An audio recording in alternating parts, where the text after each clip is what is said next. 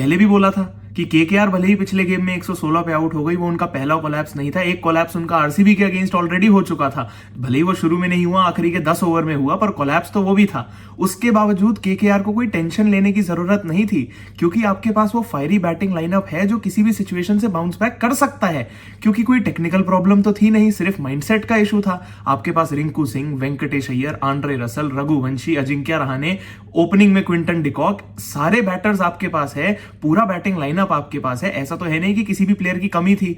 तो सिर्फ और सिर्फ एक अच्छे गेम की जरूरत थी, एक अच्छे प्लेयर की एक अच्छी इनिंग की जरूरत थी, और वो उनको कप्तान अजिंक्य रहाणे की वजह से मिल गई। पिछले गेम में 116 रन पे पूरी टीम आउट। इस गेम में भी शुरुआत इतनी खराब कि पहले 3 ओवर में ही दोनों ओपनर्स वापस डगआउट में, तो किसी को तो जिम्मेदारी लेनी ही थी। तो यहां कप्तान अजिंक्य रहाणे ने बोला कि मेरे पे बात छोड़ दो, मैं अपनी टीम को कप्तान बन के फ्रंट से ही लीड करूंगा।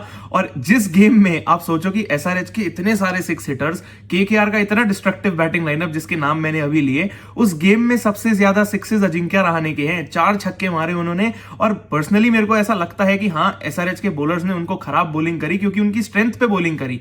ऑलमोस्ट जो सारे छक्के अजिंक्य रहाणे ने मारे, पुल और फ्लिक के मारे, सारी वो बॉल्स उनकी बॉडी लाइन पर एम करी हुई थी, और अजिंक्य रहाणे के लिए वो इजी पिकिंग्स थी। पर रन तो फिर भी अजिंक्य रहाणे को बनाने ही पड़े, और ऐसा ही होता है इतने फायरी बैटिंग लाइनअप में। जब आपके पास इतने अच्छे प्लेयर्स होते हैं मगर वो फिर भी काम नहीं कर रहे होते, तो कोई भी प्लेयर अगर एक भी अच्छी इनिंग खेल दे, अच्छी शुरुआत दे दे, या मुश्किल सिचुएशन से टीम को निकाल दे, जैसे अजिंक्य रहाणे ने आज 2 विकेट गिरने के बाद टीम को रेस्क्यू किया, तो वो बाकी सारे बैटर्स को इंस्पायर करता है, उनके लिए एक एग्जांपल सेट करता है, और उसका example through out the innings हमें मिलता ही रहा। अजिंक्य रहाणे के साथ मिलकर अंकुरिश रघुवंशी ने एक अच्छी पार्टनरशिप बिल्ड करी, लगभग 80 रनों की टीम को रेस्क्यू भी किया। पर ये काम ये दोनों खिलाड़ी और केकेआर पिछले 3 गेम से ऑलरेडी करती आ रही थी।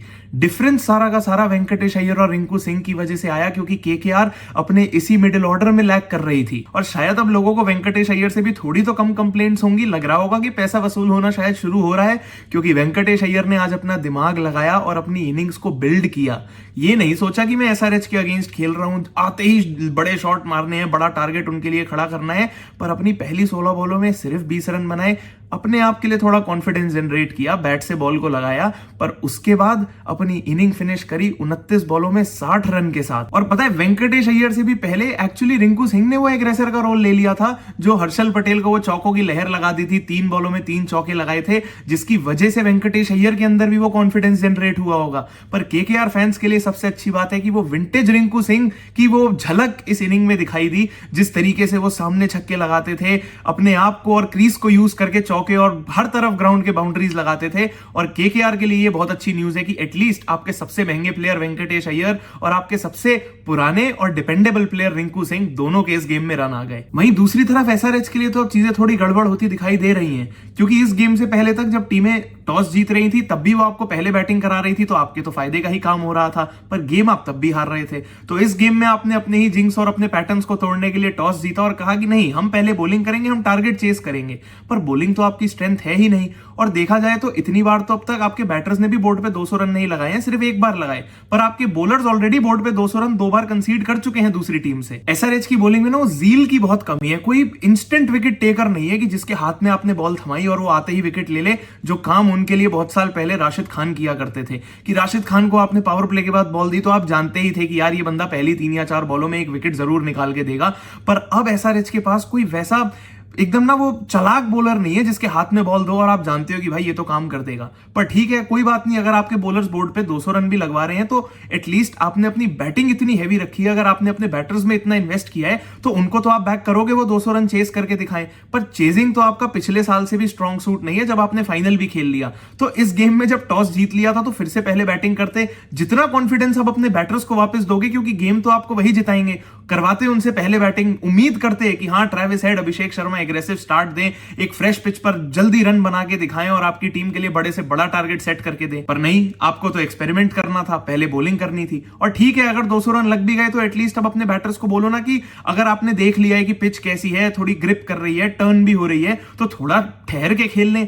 हर बैटर अगर आके अपनी पहली बॉल पे ही छक्का मारने जाएगा और अगर बैट पे बॉल नहीं भी लग रही उसके बाद भी जबरदस्ती आप कोशिश करते ही रहोगे, ना पिच को समझोगे ना कंडीशंस को समझोगे, जाओगे, ना ये देखोगे कि आज तो वरुण चक्रवर्ती का बॉल भी ब्रेक कर रहा है, सुनील नारायण का बॉल भी अच्छा बैट पे नहीं आ रहा है, उसके बावजूद आपको गेम तो अपने तरीके से ही खेलना है तो खेलो। आप ऐसे ही खेलते रहोगे, गेम्स हारते रहोगे, सामने वाली टीमें आपका फायदा उठाती रहेंगी और बाकी सारी टीम्स के आगे आप एक मजाक बन के ही रह जाओगे। एसआरएच में एटलीस्ट किसी प्लेयर को तो अपनी इस टीम को, अपने फैंस को दिल से लगाना ही पड़ेगा कि मैं अगर अपने लिए नहीं तो अपनी बाकी टीम मेंबर्स के लिए, इस टीम के नाम के लिए, रेपुटेशन के लिए, अपने फैंस के लिए एक इनिंग खेल के दिखाऊं।